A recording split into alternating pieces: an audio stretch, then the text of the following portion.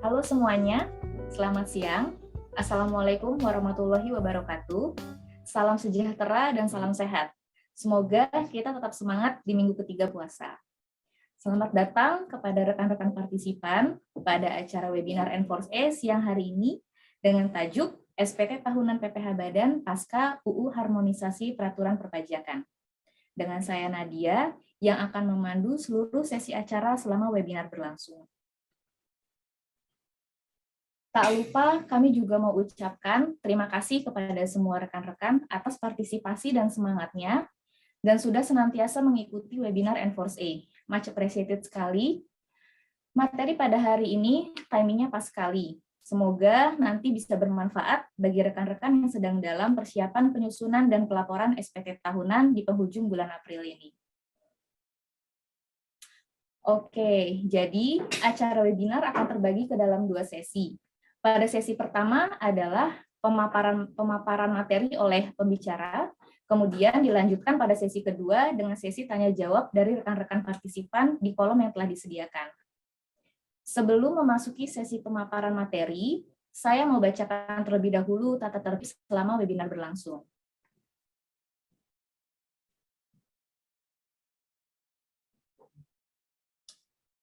Yang pertama, selama webinar berlangsung, mikrofon peserta diharapkan berada pada posisi mute atau tanda mikrofon mati. Lalu disarankan untuk menggunakan headset, hands-free, earphone, atau semacamnya agar suara lebih terdengar optimal. Kemudian peserta nanti dapat mengajukan pertanyaan kepada pembicara pada sesi tanya-jawab melalui menu chatting yang dapat diakses peserta dengan mengklik icon chat. Ketika menulis pertanyaan, peserta diharapkan menuliskan nama, instansi, dan kemudian pertanyaannya. Pertanyaan akan langsung dimoderasi oleh saya sendiri. Dan nantinya, peserta sekalian dapat mengunduh materi webinar pada website kami, yaitu www.enforcea.com. Materi webinar pada hari ini akan disampaikan oleh Bapak Iwayan Sudiarta, selaku Managing Partner Enforce A. Sekarang saya sapa dulu Pak Wayannya. Halo Pak Wayan. Halo Mbak Nadia. Selamat siang Pak. Siang, ya. Sudah siap sampaikan materi ya Pak? Mudah-mudahan. Baik, Pak Wayan ini adalah pemegang sertifikasi konsultan pajak tingkat C dan Certified Wealth Management. Lalu beliau juga memiliki izin kuasa hukum di bidang perpajakan dengan praktik pengalaman lebih dari 20 tahun di lapangan. Beliau mengawali karirnya sebagai pegawai Direktur Jenderal Pajak, kemudian setelahnya beliau sempat berkarya sebagai tax specialist pada suatu UK-based company. Lalu setelah mendapatkan izin praktik, hingga saat ini beliau sudah banyak mendampingi klien-klien setia Enforce di beragam sektor industri, mulai dari oil, gas, and mining, financial services, telekomunikasi, manufaktur, listed company, BUMN, hingga BUMD, dan sektor lainnya. Pak Wayan juga aktif diundang sebagai trainer atau pemateri untuk private banking gathering oleh beberapa institusi perbankan. Lalu beliau juga berpengalaman dalam melakukan riset perpajakan bersama dengan institusi akademik ternama di Indonesia dan kerap menjadi narasumber media dalam urusan perpajakan Indonesia. Oke deh, kalau gitu mari kita langsung aja masuk ke dalam sesi pemaparan materi. Kepada Pak Wayan, kami persilakan. Baik, terima kasih Mbak Nadia.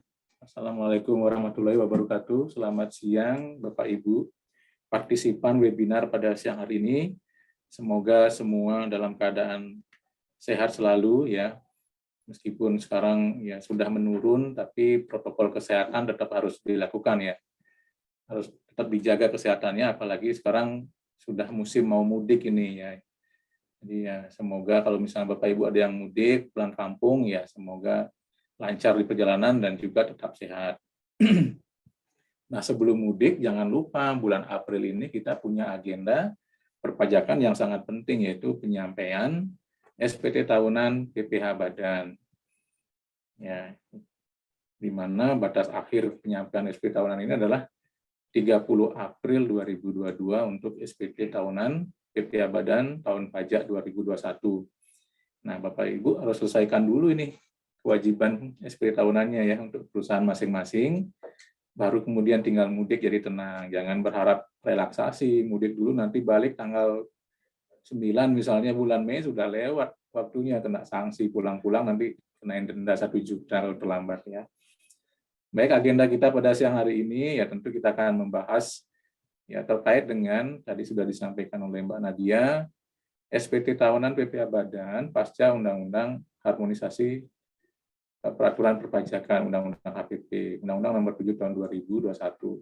Tapi sebenarnya kalau kita lihat timingnya ya, kalau Undang-Undang HPP ini kan berlaku sejak 1 Januari 2022. Jadi kalau tahun pajak 2021 mungkin masih akan belum tercover oleh Undang-Undang HPP. Jadi kita masih memakai Undang-Undang Cipta Kerja berarti ya, Undang-Undang Nomor 11 Tahun 2020. Ya, coba kita lihat apa-apa saja yang harus dipersiapkan ketika Bapak Ibu menyusun atau mempersiapkan SP tahunan PPh Badan.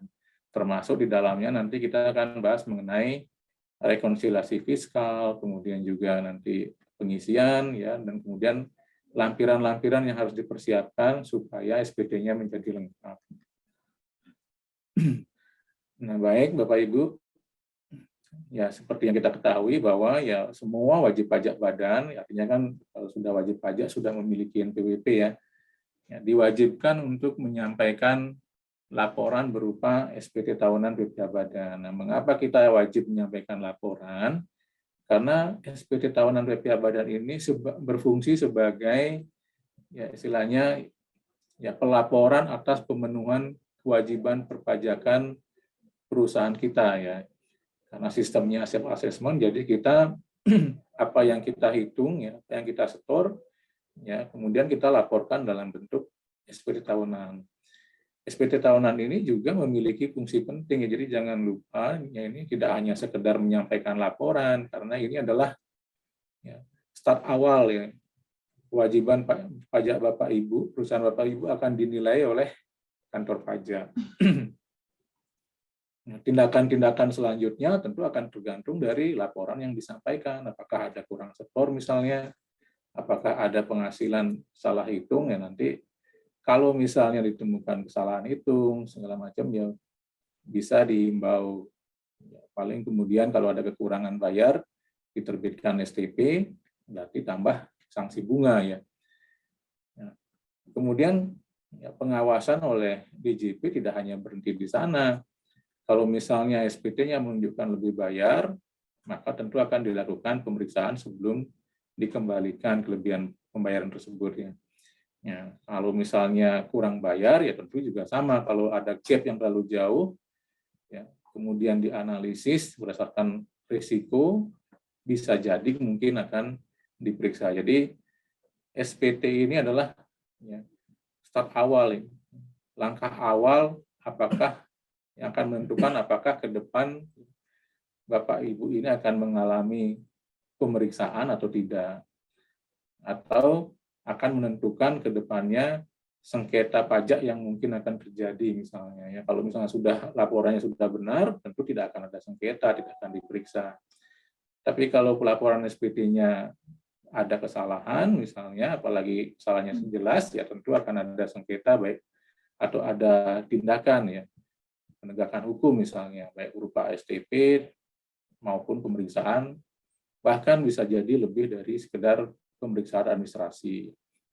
Bisa masuk bukper misalnya ya. Jadi kalau sudah bukper ya jalannya sudah beda ya. Saya berharap Bapak Ibu ya bisa membuat SPT dengan baik sesuai dengan keadaan yang sebenarnya sehingga menghindari tindakan penegakan hukum yang mungkin tidak perlu ya, yang bisa mengganggu kontinuitas usaha Bapak Ibu semua.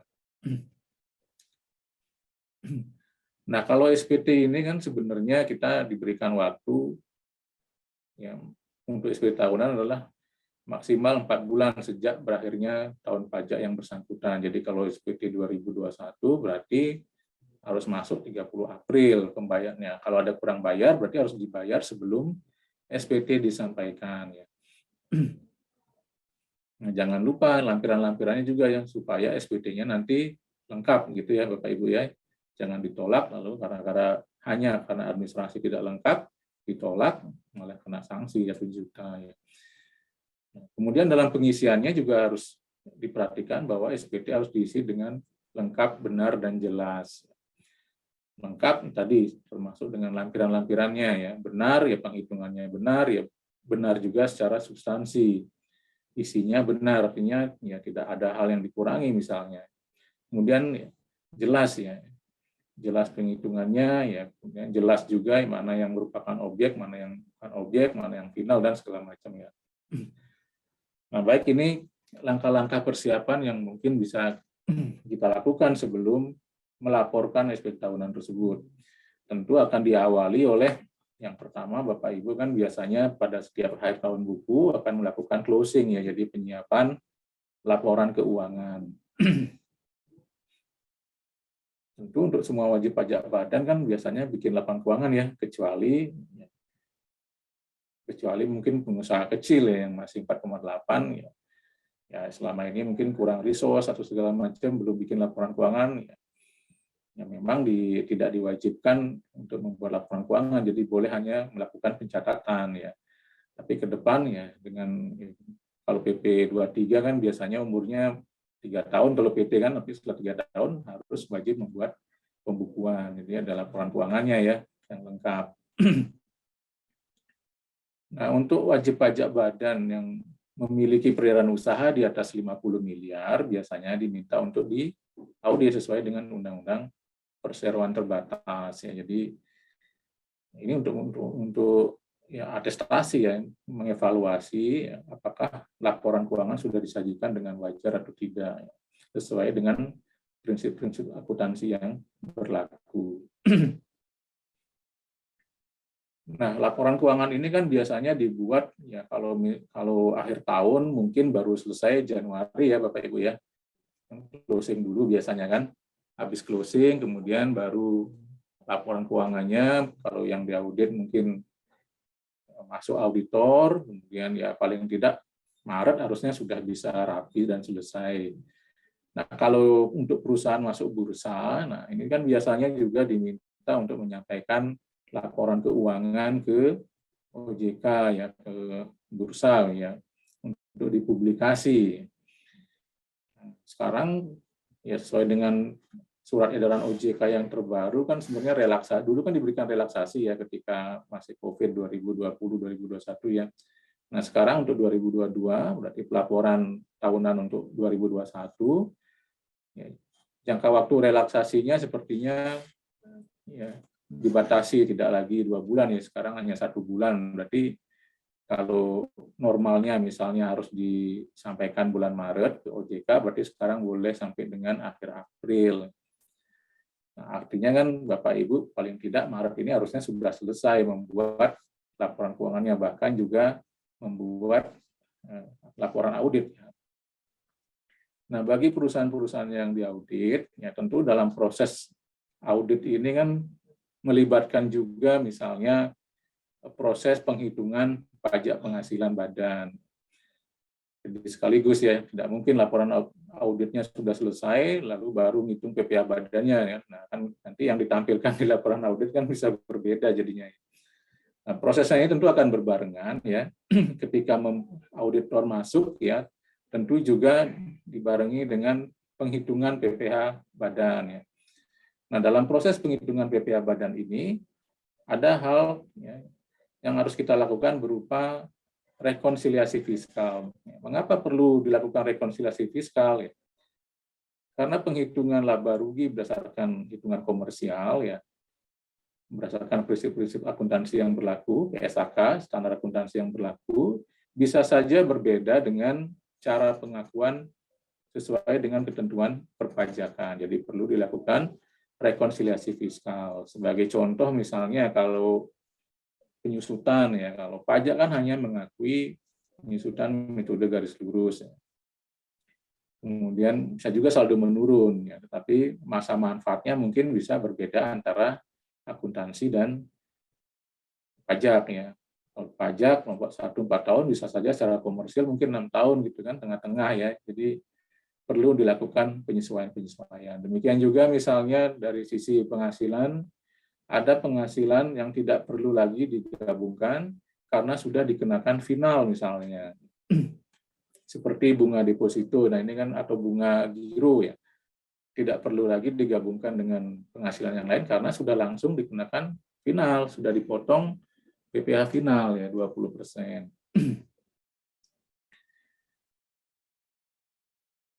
Nah, dalam proses rekonsiliasi ini ya setelah nanti Bapak Ibu melakukan rekonsiliasi fiskal perlu juga ya dilakukan ekualisasi. Nah, Bapak Ibu kan kalau yang sudah sering diperiksa kan sudah paham ya ini ya ekualisasi. Pemeriksa biasanya melakukan cross check ekualisasi.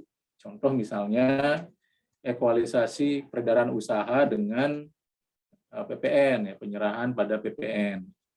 Nah, kalau ada perbedaan penjelasannya seperti apa ya? Tidak harus sama, tapi yang penting harus bisa dijelaskan. Misalnya time different ya, ada misalnya penghasilan yang sudah di-accrue di PPh Badan, tetapi fakturnya baru diterbitkan di tahun berikutnya. Nah, ini kan hanya masalah timing different. Tidak apa-apa berbeda, sepanjang perbedaan itu bisa ditelusuri dan dijelaskan. Nah, kemudian sebagai contoh ekualisasi yang lain, misalnya ekualisasinya adalah ekualisasi kredit pajak. Ya, kalau yang menyerahkan jasa misalnya kan dipotong 2%. Kalau di gross lagi ya benar nggak 2% omsetnya ya. Kalau ternyata masih selisih, kenapa? Bisa juga timing different, bukti potongnya misalnya belum diterima. Nah, itu proses-proses yang dilakukan, saya kira paralel dengan proses ketika auditor masuk melakukan audit ya. Jadi rekonsiliasi fiskal, kemudian ditambah dengan ekualisasi pajak, ya, itu proses-proses yang harus dilakukan paralel dengan auditor mengaudit laporan keuangan wajib pajak. Nah, nanti hasilnya berupa hitungan PPh Badan yang terutang pada tahun tersebut ya. Jadi istilahnya pajak kini ya, jadi hasilnya ya. Berapa yang harus dibayar yang berupa PPh pasal 29 ya dari laba yang dihasilkan tahun ini sesuai dengan penghitungan secara fiskal. Nah, ketika semua itu sudah selesai dilakukan, baru Bapak Ibu menyiapkan untuk mengisi SPT tahunan. Jadi form yang digunakan adalah SPT 1771, ya, ada SPT induk, ya, ada lampiran wajib ya 1771, kemudian ada lampiran khusus. Ya, lampiran khusus ini dilampirkan kalau memang ada transaksinya yang terkaitnya. Kemudian SPT juga wajib dilampiri oleh dokumen-dokumen pendukung seperti laporan keuangan ya, dan lain-lain nanti kita bahas. Nah, apabila misalnya ya Bapak Ibu ada kekurangan pembayaran, PPh terutang dikurangi kredit pajak masih ada yang harus dibayar, ya harus di-store dulu sebelum melaporkan SPT tahunan. Nah, setelah semua di-store, sekarang kan sudah mudah ya menyetor pakai e-billing, tidak perlu harus lama. Kemudian langsung pada saat itu juga bisa langsung melaporkan, katakanlah sedang mepet misalnya tanggal 30 April ya apa itu ya, Mbak Nadia ya, hari libur ya, waduh. Berarti kalau libur, iya, masalahnya kan tidak ada relaksasi pelaporannya kan, ya. Jadi harus dilaporkan sebelum libur ini. Minggu depan sudah harus selesai semua. Tapi saya yakin mungkin Bapak Ibu sebagian mungkin baru selesai laporan auditornya misalnya, ya, masih menyiapkan ya item-item yang akan diisikan di SPT. Tapi paling tidak ya sebelum libur ini, kalaupun memang tidak terkejar ya nanti boleh mengajukan perpanjangan jangka waktu penyampaian SPT, gitu ya Mbak Nadia ya.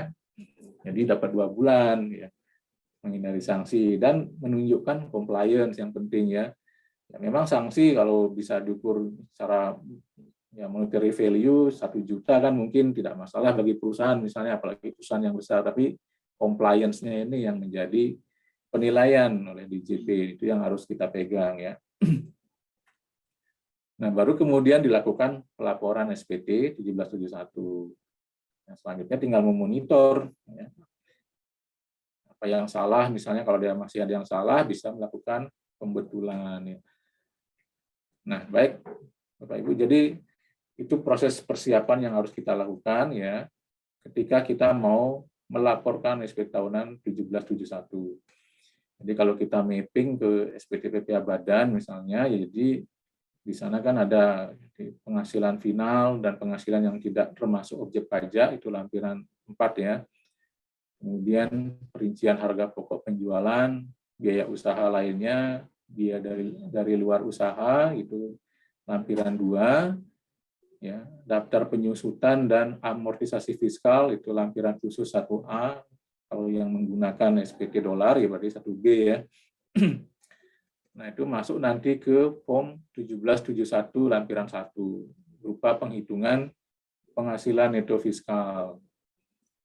Nah, selanjutnya dari penghitungan penghasilan neto fiskal baru kita hitung penghitungan PPh kurang lebih bayar di SPT 1771 induknya ya. Nanti akan masuk juga di induk kompensasi ya. Jadi sebelum kita menghitung jumlah kurang bayar kan penghasilan itunya kita kurangi dulu dengan kompensasi kerugian yang masih bisa dikurangkan.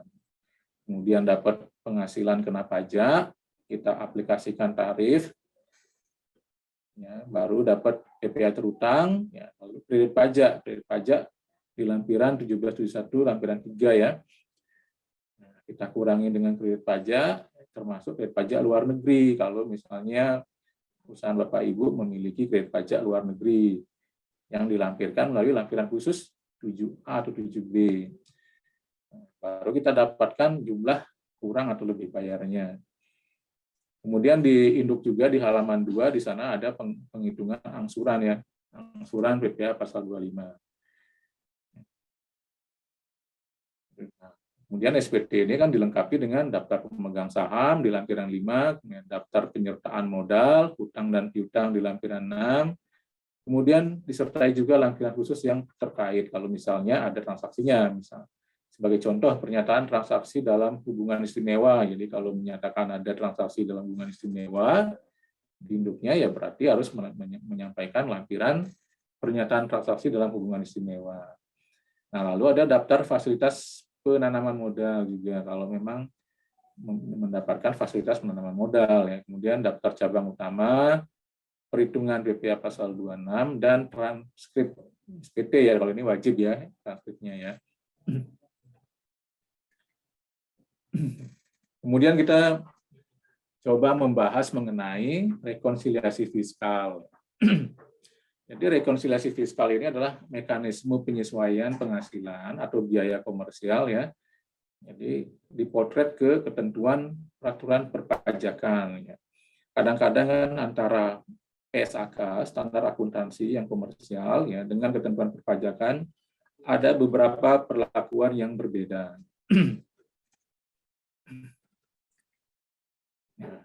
Nah, perbedaan itu bisa kita golongkan menjadi 2 sebenarnya. Jadi pertama, sifatnya bisa beda tetap atau sifatnya bisa beda waktu. Nah, kalau beda tetap, berarti perbedaan ini ya memang tetap tidak bisa dipulihkan, tidak akan lagi seiring dengan waktu ya kan. Sebagai contoh misalnya penghasilan yang bukan objek pajak ya. Kalau sudah bukan objek pajak memang tidak akan perlu ditambahkan lagi tahun depan, 2 tahun lagi gitu ya. Hari ini langsung dikoreksi selesai, tahun ini koreksi langsung selesai. Penghasilan yang dikenakan PPh final. Ya, kemudian biaya yang bukan terkait dengan 3M ya, mendapatkan, ya, menagih dan memelihara penghasilan ya. Di biaya yang tidak berkaitan dengan kegiatan usaha misalnya. Termasuk biaya-biaya yang terkait dengan penghasilan yang bukan objek pajak maupun yang sudah dikenakan PPh final, itu juga tidak bisa dikurangkan lagi ya, karena kan sudah penghasilannya sudah tidak digabungkan juga. Jadi prinsipnya adalah non taxable, non deductible ya. Lalu kategori kedua adalah beda waktu ya. Jadi ini sifatnya sebenarnya temporary kalau beda waktu. Sebagai contoh metode penyusutan dan amortisasi. Jadi kita masa manfaat 6 tahun secara komersial, dipajak masuk kelompok 1, masa manfaat 4 tahun. Jadi kan beda, ada perbedaan ya tiap tahunnya. Kemudian metode pengakuan pendapatan. Kemudian biaya cadangan piutang. Nah, kemudian biaya cadangan penurunan nilai persediaan. Ya, pokoknya cadangan-cadangan selain yang diperkenankan di pasal 9 ya, Undang-Undang PPh, yaitu tidak boleh dikurangkan dari penghasilan. Kemudian biaya penyusutan aktiva leasing ya, dengan angsuran leasing. Nah, kalau ini juga berbeda ya. Kalau di komersial biasanya kalau leasingnya ya kan biasanya kita sesuai dengan biaya sewa, atau kalau itu financial lease berarti asetnya kita susutkan gitu biasanya ya. Tapi kalau di pajak yang boleh dikurangkan adalah angsuran leasingnya, pokok dan bunga ya. Kemudian estimasi biaya bonus yang di accrual ya. Nah, jadi kita perlu menyiapkan kertas kerja rekonsiliasi fiskal. Jadi yang namanya rekonsiliasi fiskal ini kan berarti ada koreksi fiskal negatif, ada juga koreksi fiskal positif. Kalau koreksi fiskal positif itu akan menambah jumlah PPh terutang. Kalau koreksi fiskal negatif berarti mengurangi PPh terutang. Nah, kalau tadi kasusnya contohnya penghasilan yang sudah dikenakan PPh final, nah ini kan berarti koreksi negatif ya, akan mengurangi jumlah PPh terutang. Kemudian kita juga nanti akan menghitung ya, kalau yang temporary different ya, timing different, beda waktu. Nah, kita lanjut dengan rekonsiliasi fiskal di penghasilan. Nah, penghasilan ini bagi atas dua ya. Kalau wajib pajak dalam negeri kan penghasilannya yang dikenakan pajak sifatnya worldwide income ya. Jadi penghasilan di dalam negeri maupun penghasilan dari luar negeri ya. Sumber penghasilannya harus digabung ya. Tidak berarti kalau penghasilannya di luar terus tidak bayar pajak di Indonesia ya.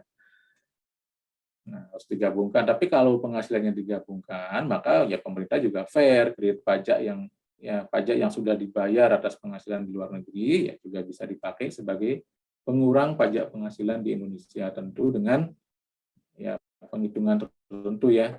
Jadi tidak sekarang bisa mengkreditkan, tapi harus dihitung kembali ya. Nah, lalu penghasilannya kita golongkan, misalnya ada penghasilan yang bukan objek, misalnya menerima sumbangan, itu kan penghasilan yang bukan objek. Nah, kalau di ketentuan Undang-Undang PPh itu di pasal 4 ayat 3, misalnya dividen yang diterima oleh badan dalam negeri, ya, itu juga bukan objek pajak, ya, dikecualikan dari pengenaan pajak penghasilan. Ada juga penghasilan ya yang sudah dikenakan PPh final ya, yang diatur sebagaimana dimaksud dalam pasal 4 ayat 2 dan pasal 15 ya Undang-Undang PPh. Ayat 2 misalnya penghasilan dari jasa konstruksi kan sudah final, dari sewa bangunan dan atau tanah sudah final. Pasal 15 ini ya sebenarnya normal untuk menghitung penghasilan ya, yang bergerak, perusahaan yang bergerak di bidang pelayaran maupun penerbangan ya.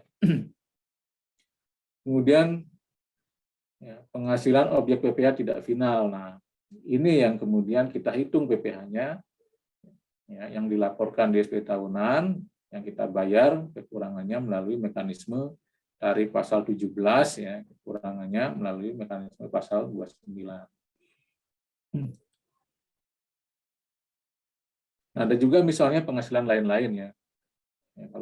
Kalau kita bagi misalnya model penghasilannya, tentu kalau berkaitan dengan core bisnis itu penghasilan utama ya, penghasilan usaha kegiatan.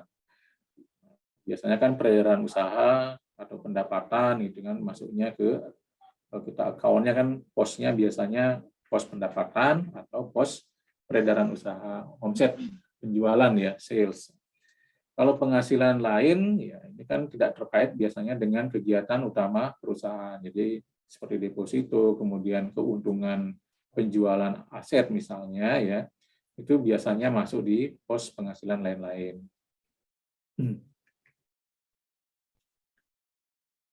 Nah, kita lihat yang mana menimbulkan koreksi negatif, yang mana menimbulkan koreksi positif ya. Jadi kalau penghasilan sewa tanah bangunan ini final, maka akan negatif, akan mengurangi jumlah PPh terutang.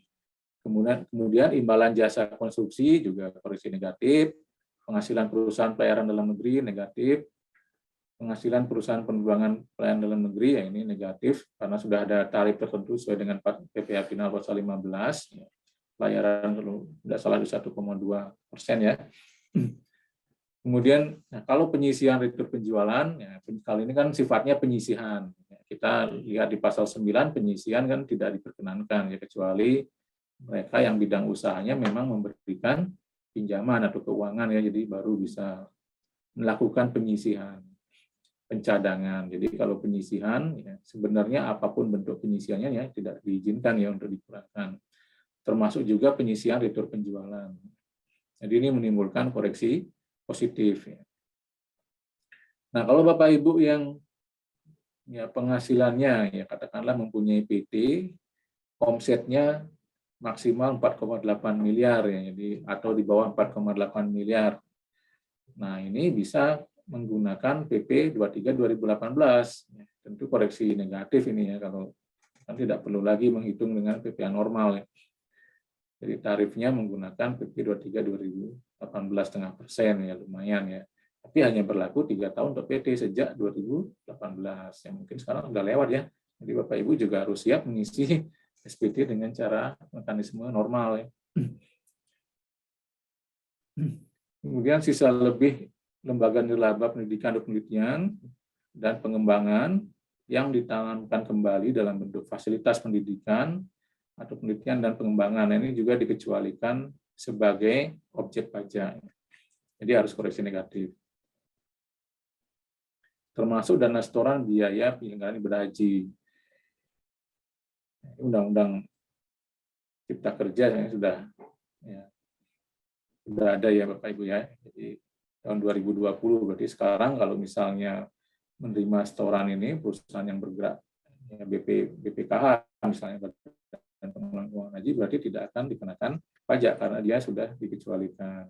Termasuk sisa lebih lembaga sosial dan keagamaan yang terdaftar pada instansi yang membidangi yang ditanamkan kembali dalam bentuk sarana dan prasarana sosial dan keagamaan. Jadi sama tadi konsepnya dengan sisa lebih yang diterima oleh lembaga pendidikan dan penelitian ya.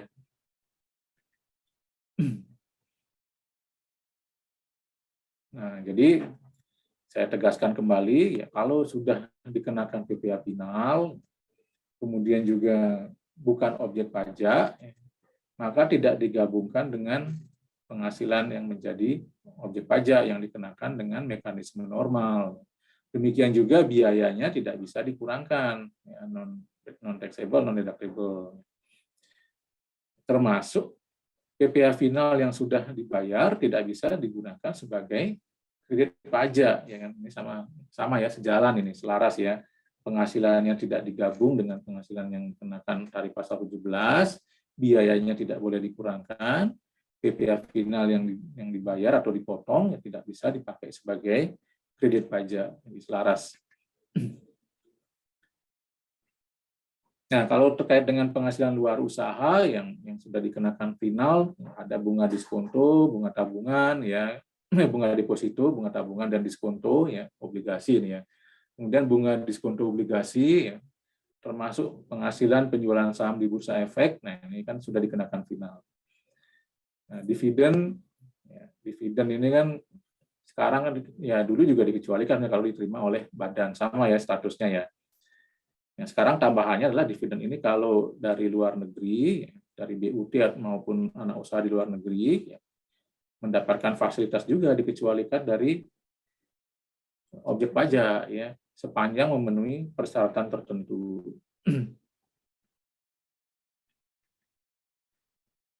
Nah, ini kalau dividen kita bahas sedikit ya Bapak Ibu. Dividen jangan lupa sekarang baik orang pribadi maupun badan ketika menerima dividen kan sejak undang-undang ini diberlakukan ya berarti kan ini kan undang-undang Cipta Kerja, undang-undang nomor 11 tahun 2020 ya. Arti ketika 2021 misalnya menerima dividen, orang pribadi maupun badan sudah dikecualikan dari objek PPh, tidak dikenakan PPh. Nah, kalau badan sendiri yang pertama kalau dividen dari dalam negeri jelas itu sudah dikecualikan dari sebelum-sebelumnya memang ya. Nah, sekarang tambahannya adalah ketika ada dividen dari luar negeri.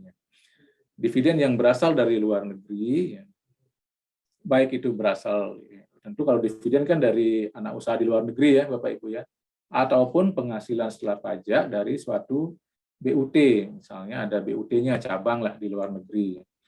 tidak akan dikenakan PPh di Indonesia, dengan persyaratan kalau diinvestasikan atau digunakan untuk mendukung kegiatan usaha lainnya di Indonesia, ya, dalam jangka waktu tertentu. Ya. Nah, dalam jangka waktu tertentu ini artinya di lock, ya, harus diinvestasikan, ya, tidak boleh diubah atau dipindahkan misalnya lagi ke luar negeri, ya, sebelum jangka waktunya terpenuhi.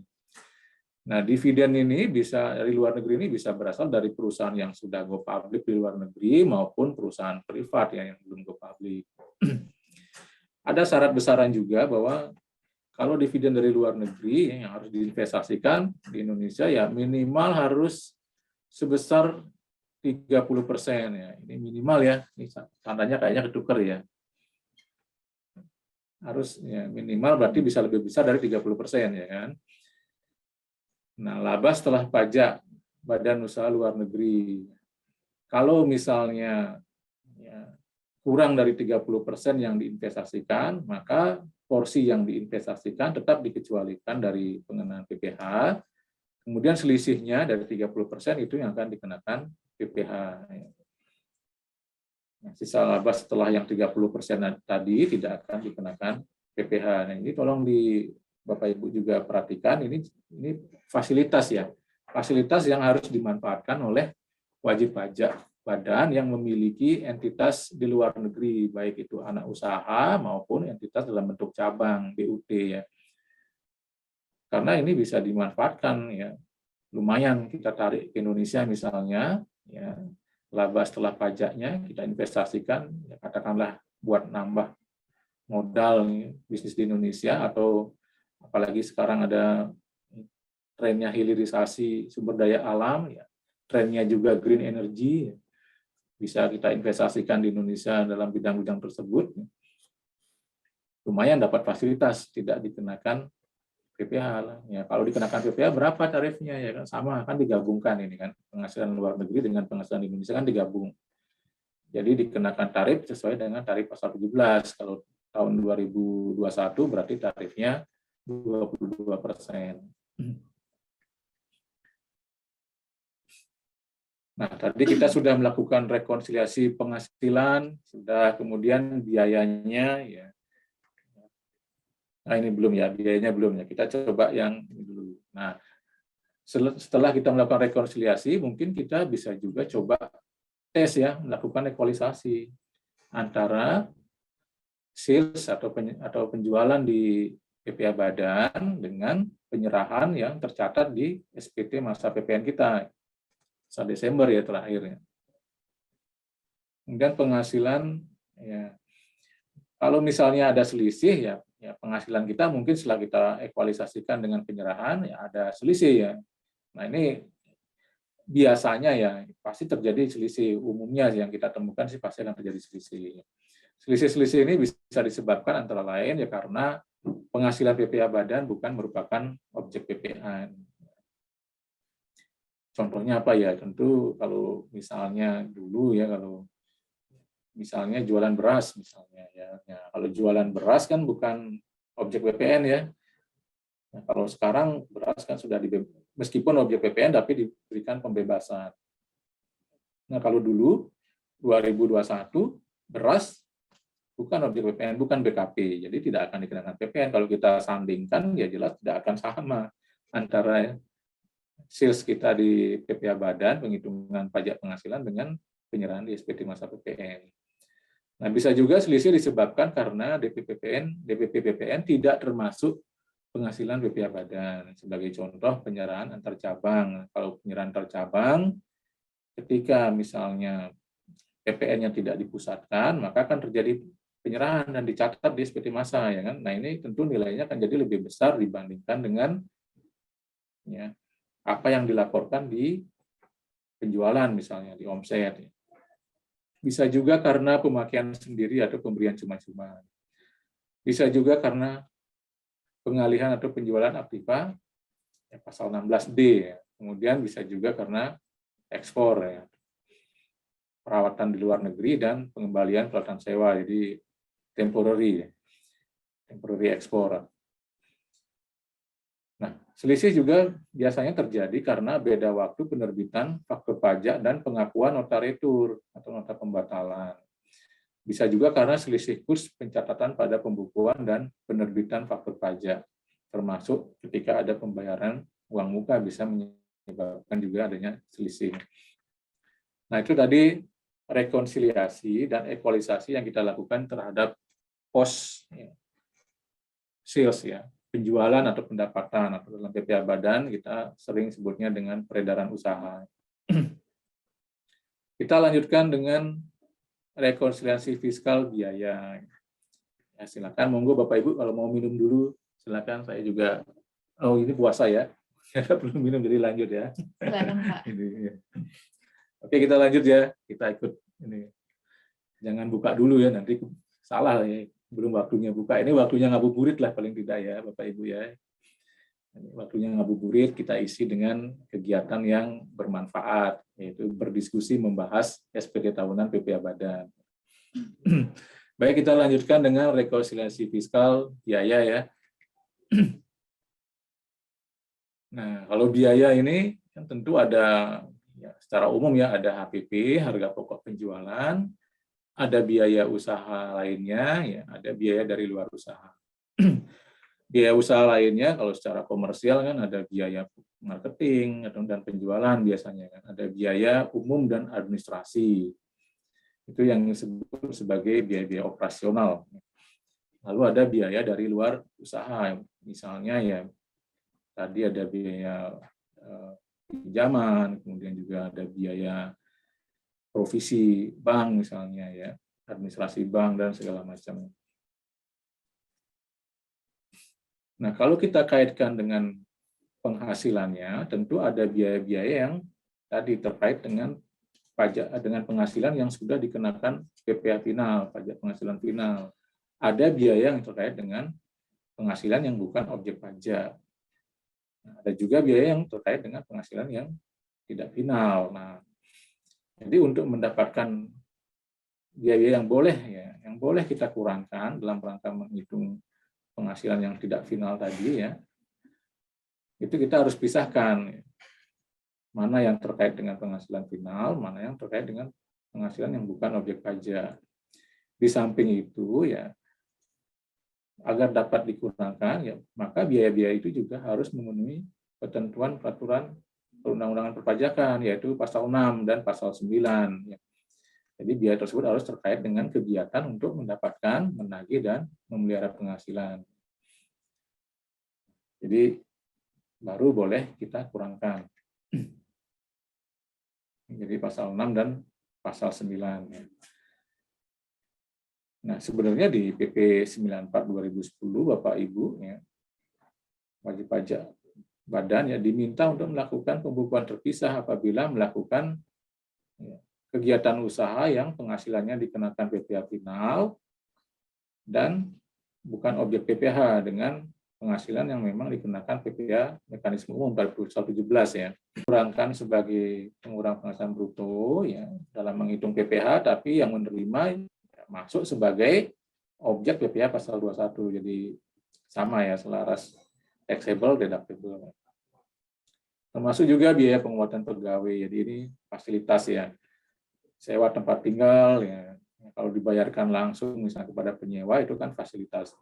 Intinya ya biaya-biaya yang terkait dengan natura dan kenikmatan ya, di tahun 2021, benefit in kind di tahun pajak 2021 itu masih mengikuti ketentuan Undang-Undang Cipta Kerja, jadi tidak bisa dikurangkan dari penghasilan bruto. Nah, beda halnya dengan sekarang ada perubahan di Undang-Undang Harmonisasi Peraturan Perpajakan.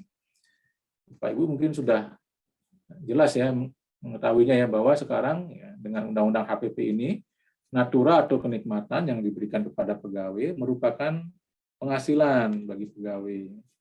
Karena dia penghasilan dikenakan PPh, maka boleh dikurangkan jadi deductible untuk perusahaan. Dan ini ketentuannya mulai berlaku sejak tahun pajak 2022 sesuai dengan berlakunya Undang-Undang HPP, Harmonisasi Peraturan Perpajakan. Ada beberapa natura atau kenikmatan yang tetap bukan merupakan objek pajak dan juga tidak bisa, ya. Oh ya, kalau ini beberapa ya, kalau yang beberapa yang dikecualikan ini tetap merupakan bukan objek pajak, tetapi secara badan di penghitungan PPh badan boleh dikurangkan dari penghasilan bruto ya. Yang pertama adalah makanan ya, bahan makanan, bahan minuman atau minuman bagi seluruh pegawai. Kemudian natura atau kenikmatan yang disediakan di daerah tertentu. Natura atau kenikmatan yang harus disediakan oleh pemberi kerja dalam pelaksanaan pekerjaan. Nah, ini semua bukan ya, tetap bukan objek pajak bagi yang menerima ya, tapi tetap boleh dikurangkan sebagai pengurang penghasilan bagi perusahaan ya. Kemudian natura dan atau kenikmatan dengan jenis dan atau batasan tertentu. Nah, ini yang kita perlu tunggu detailnya. Jenis dan batasan tertentunya ini seperti apa ya. Karena hingga saat ini ya belum keluar sebenarnya, belum keluar ya peraturan pelaksanaannya terkait mengenai batasan natura atau kenikmatan ya. Yang mana yang batasan tertentunya ini yang boleh menjadi pengurang ya, tapi bukan objek pajak, bukan penghasilan bagi yang menerima. Ya, semoga pemerintah dalam waktu dekat DJP dalam hal ini ya bisa menerbitkan peraturan pelaksanaannya sehingga mungkin Bapak Ibu kita semua tidak lagi bingung di lapangan ya.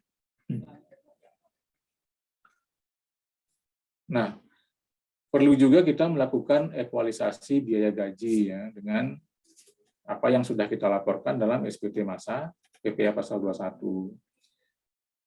Kalau ada yang berbeda, kita akan cari perbedaannya di mana. Nah, ini juga sebagai langkah antisipasi, tadi kita buat ekualisasi ya, Bapak Ibu ya.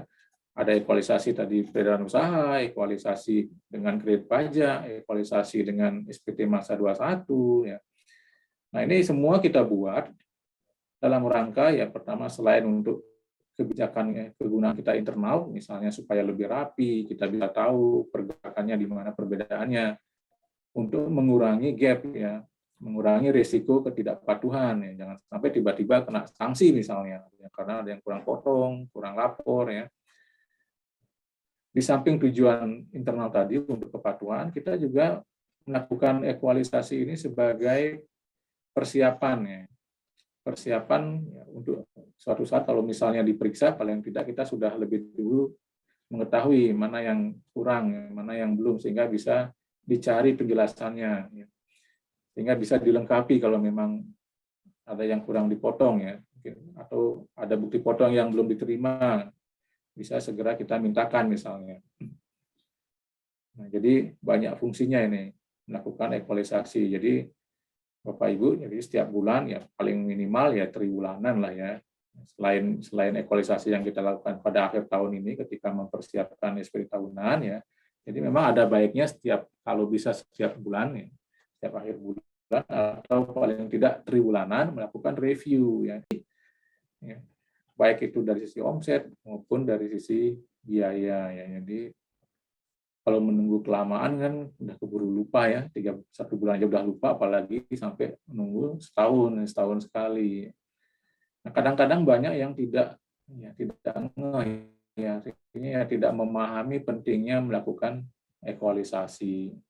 Ini bagian sebenarnya dari proses review. Review ini tujuan adalah meminimalisir potensi ya, tadi risiko pajak, kontrol risiko perpajakan.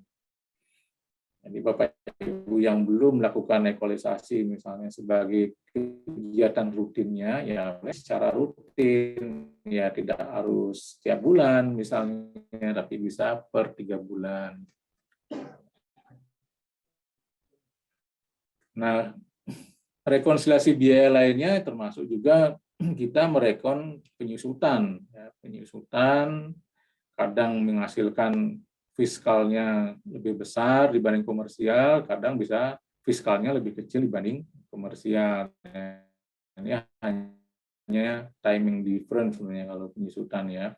Bisa karena ya.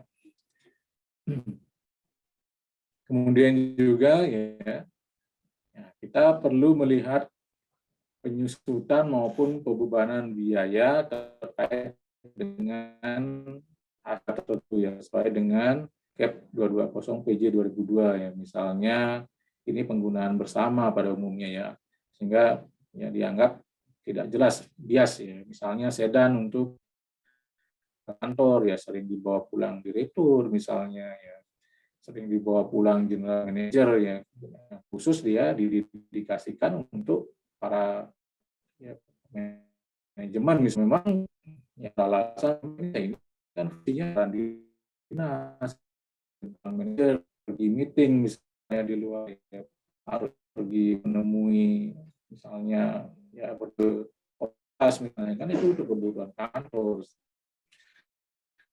Nah, kadang-kala kita nggak tahu kalau yang dibawa pulang kan bisa mungkin kegiatannya ada teman misalnya kan yang tidak terkait dengan kegiatan dinas oleh proposal ini ya, solusi yang sebenarnya memberikan pilihan bagi wajib pajak apakah akan ya, menyusurkan ya atau mengamortisasi ya, sesuai dengan masa manfaat yang sebenarnya ya, atau bisa juga ikut yang 20 tahun kan gitu ya.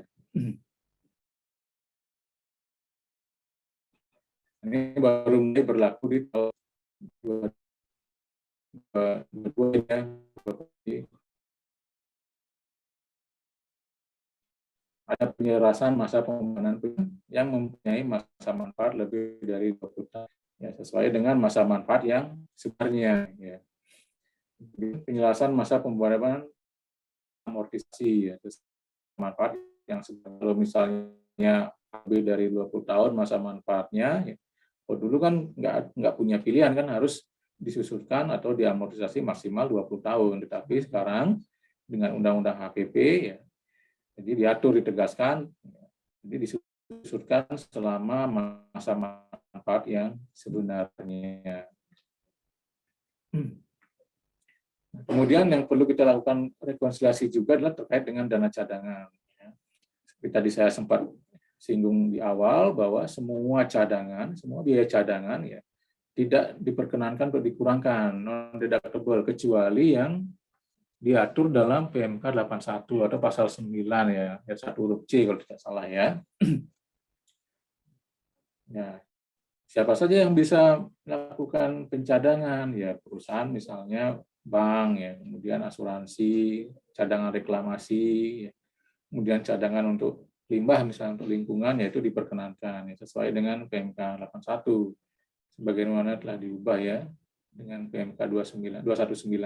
Untuk bisa dikurangkan ya apa saja persyaratan piutang tak tertagih ini ya kan sudah diatur juga di undang-undang ya di pasal 9 juga sudah lalu ditegaskan juga di PMK 207 2015 ya sudah dibebankan sebagai biaya, daftarnya diserahkan kepada Direktorat Jenderal Pajak ya, paling tidak juga ini salah satu ya bisa sudah diumumkan di dalam ya publikasi, salah satu publikasi umum atau khusus ya. Ada pengakuan juga utang sudah dihapus ya kan. Nah, itu sudah diserahkan juga penyerahannya kepada ya, penagihannya kepada lembaga yang berwenang. Nah, ini salah satu syarat piutang tak tertagih yang bisa dikurangkan dari penghasilan. Nah, biaya promosi, biaya entertainment juga sebenarnya boleh dikurangkan asalkan dilengkapi dengan daftar nominatif. Ketika tidak ada daftar nominatif, maka biasanya tidak boleh untuk dikurangkan. Termasuk sumbangan, kecuali sumbangan yang diperbolehkan. Misalnya kalau sekarang kan sumbangan COVID itu masih boleh, yang memang diputuskan ini darurat nasional misalnya, yaitu boleh dikurangkan. Sumbangan untuk pendidikan, sumbangan untuk olahraga boleh. Nah, dari sisi biaya bunga pinjaman, ada batasan-batasan, ya beberapa biaya bunga pinjaman yang kadang-kadang juga tidak diizinkan untuk dikurangkan. Misalnya, ya kalau tidak memenuhi ketentuan ya pinjaman atau syarat tanpa ya ini kan PP 94 kan 2010 ya berarti ini harus dilakukan koreksi. Ada biaya bunganya berarti. Nah, biaya bunga pinjaman untuk itu. Kalau minjam lalu didepositokan, nah ini ada SI 46 yang masih sering dipakai oleh teman-teman pemeriksa, teman-teman kantor pajak untuk melakukan koreksi. Tidak semua biaya bunga boleh dikurangkan, hanya proporsional ya dengan pinjaman yang ditempatkan dalam bentuk deposito. Nah, ini kita bahas sedikit sumbangan dalam rangka COVID. Nah, sebelumnya mungkin sudah ada ya 2020 Bapak Ibu sudah mengalami ini. Harusnya kalau yang sudah sempat menyumbang di 2020, 2021 harusnya udah nggak masalah. Tapi nah ini kan salah satu fasilitas insentif perpajakan yang diberikan oleh pemerintah ya. Jadi dulu kan di PP 29 2020 ya, pemerintah memberikan insentif boleh mengurangkan sumbangan sebagai pengurang penghasilan bruto ya dalam menghitung PPh. Awalnya ini hanya berlaku sampai Desember 2020, kemudian perpanjang sampai Juni 2021. Kemudian syarat yang kedua harus diterima oleh penyelenggara dan atau pengumpulan sumbangan yang memiliki NPWP. Sumbangannya dalam bentuk apa saja ya, bisa berbentuk uang, berbentuk barang atau jasa ya, atau pemanfaatan harta tanpa kompensasi. Nah, kalau uang sih mungkin gampang ya, Bapak Ibu nyumbang 1 juta, ya berarti dia 1 juta. Kalau barang mungkin bisa pakainya, katakanlah kalau barangnya produksi sendiri ya berarti pakai harga pokok penjualannya ya kan, termasuk jasanya juga. Nah, harus menyampaikan daftar nominatif sumbangan paling lambat bersamaan dengan SP tahunan BPH Badanati. Di SP tahunan 2021 ini, Bapak Ibu, kalau yang melakukan sumbangan, membebankan biaya sumbangan COVID ini, harus menyampaikan atau melampirkan daftar nominatifnya. Nah, selanjutnya kita bicara rekonsiliasi fiskal biaya luar usaha. Beberapa misalnya ya, biaya administrasi bank. Nah, ini kan sering dikaitkan dengan adanya ya, bunga giro. Ya, padahal sebenarnya kan kalau biaya administrasi bank kan tidak hanya terkait dengan biaya deposito atau misalnya biaya bunga giro kan. Administrasi bank ini kan terkait kita kepemilikannya ya memiliki account bank kan. Ya, account bank ini kan kita gunakan untuk berbagai macam keperluan ya tentunya lebih banyak adalah kegiatan usaha, tidak hanya semata-mata mendapatkan penghasilan dari bunga giro ya. Bisa juga kita harus melakukan koreksi positif atas selisih kurs misalnya. Kalau selisih kursnya terkait dengan penghasilan yang sudah dikenakan PPh final atau yang bukan objek pajak. Kemudian kalau misalnya ada penjualan aset, ya, aset tetap, kita juga perlu hitung lagi. Kadang-kadang penghitungan secara komersial kan berbeda dengan penghitungan laba atau rugi dari penjualan aktiva menurut fiskal. Kalau di biaya, tadi kita sudah melakukan ekualisasi PPh pasal 21, kemudian penting juga kita melakukan ekualisasi PPh pasal 23 terkait misalnya dengan jasa, sewa, dan bunga. Ya. Bisa jadi juga ada selisih, ya, karena ya, katakanlah di biaya jasanya ada pembelian material misalnya. Kalau outsource misalnya ada pembayaran gaji pegawai, kemudian menggunakan katakanlah ya ketentuan tax treaty, ya bisa jadi misalnya ya, ketika kita melakukan ekualisasi nilainya tidak sama. Keterlambatan pemotongan ini juga bisa mengakibatkan terjadinya selisih, termasuk kalau kita menggunakan ya atau menerjemahkan yang tadinya DPP-nya dolar gitu kan ke dalam rupiah, ya bisa jadi terjadi perbedaan selisih kurs ya, antara kurs pembukuan dengan kurs kita menyetor PPh 23 26 yang terutang. Nah, kemudian kita juga perlu melakukan ekualisasi PPh pasal 26 dengan PPN jasa luar negeri. Ya, selisihnya bisa disebabkan ya menjadi objek PPN tetapi bukan objek PPh pasal 26 ya. Kemudian menjadi objek PPh pasal 26 tetapi bukan objek PPN, dividen misalnya. Kemudian bisa juga karena selisih kurs. Nah, selanjutnya setelah kita melakukan rekonsiliasi fiskal, nah Bapak Ibu kan sudah punya gambaran sekarang. Setelah dijumlahkan kursi fiskal positif berapa, negatif berapa, lalu kita ketemu penghasilan neto fiskal. Nah, penghasilan neto fiskal ini, kemudian kita cek lagi apakah kita punya kompensasi kerugian dari tahun-tahun sebelumnya. Nah, kalau masih ada kompensasi kerugian, kita bisa kurangkan dulu dengan kerugian yang masih bisa dikompensasikan. Baru kemudian kita hitung PPh-nya. Hitung PPh, tarif pajak yang digunakan berapa ya? Kalau tahun 2021, tahun pajaknya berarti tarifnya adalah 22%. Secara umum ya. Nah, untuk wajib pajak yang listing ya, perseroan terbuka yang go public ya, diberikan fasilitas penurunan tarif 3%. Ya, ada syaratnya, tapi jumlah keseluruhan saham yang disetor ya, diperdagangkan pada Bursa Efek di Indonesia paling sedikit 40%. Kemudian juga ya tadi tambahan persyaratannya ya, saham sebagaimana di atas yang tadi yang 40% ini, semua yang 40% minimal ya harus diperdagangkan di bursa ya. Paling sedikit harus dimiliki oleh 300 pihak. Nah, dari 300 pihak ini masing-masing pihak tidak boleh memiliki lebih dari 5%. Jadi benar-benar retail ya sebenarnya ini ya. Karena tujuannya memang ini kan ya, fasilitas ini adalah untuk investasi ya, biar orang-orang juga ikut bisa berkontribusi berinvestasi di perusahaan yang bersangkutan. Jadi diberikan fasilitas. Kemudian ya, ketentuan yang 40%, 300 pihak ini yang kemudian juga masing-masing tidak boleh lebih dari 5%. Nah, itu harus dipenuhi dalam waktu paling sedikit 183 hari kalender dalam jangka waktu 1 tahun pajak. Dari mana pembuktiannya? Nah, pembuktiannya biasanya menggunakan laporan Biro Administrasi Efek ya, Bapak Ibu. Jadi nanti dilihat laporan per bulan ya, kira-kira memenuhi nggak kriteria yang 300 pihak, 40% dan 5% tadi ini ya. Jadi tergantung atau dilihat sebagai buktinya adalah laporan Biro Administrasi Efek.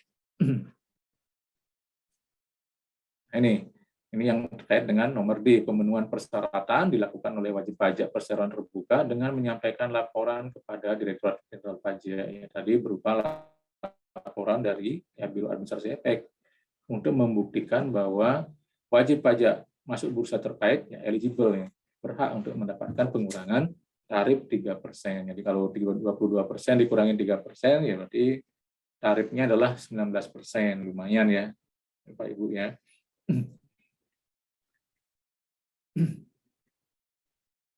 Nah, kita juga memiliki ya satu lagi tarif yang khusus ya, sebenarnya tidak sama dengan tarif umum pasal 17, yaitu terkait dengan tarif pasal 31E Undang-Undang PPh Badan ya.